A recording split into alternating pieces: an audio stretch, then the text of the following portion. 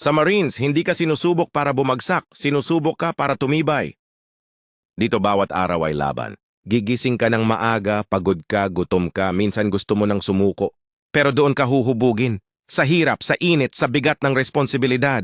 Dahil ang tunay na Marine, hindi lang malakas sa katawan, kundi matibay sa isip at puso. Hindi madali ang landas na tatahakin mo. May takot, may duda at may sakit. Pero sa bawat obstacle na malalagpasan mo, isang panibagong lakas ang nabubuo sa loob mo.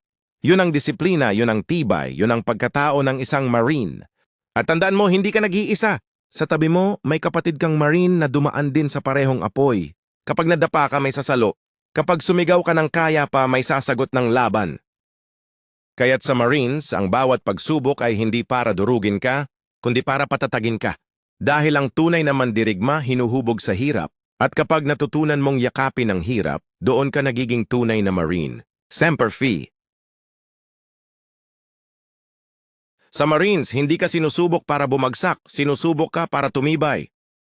Dito bawat araw ay laban. Gigising ka ng maaga, pagod ka, gutom ka, minsan gusto mo nang sumuko. Pero doon ka huhubugin. Sa hirap, sa init, sa bigat ng responsibilidad.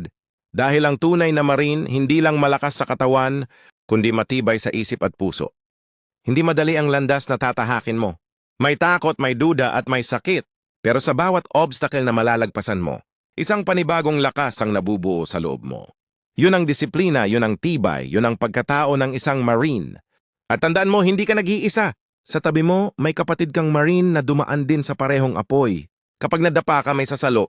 Kapag sumigaw ka ng kaya pa, may sasagot ng laban. Kaya't sa Marines, ang bawat pagsubok ay hindi para durugin ka, kundi para patatagin ka. Dahil ang tunay na mandirigma hinuhubog sa hirap, at kapag natutunan mong yakapin ang hirap, doon ka nagiging tunay na Marine. Semper Fi.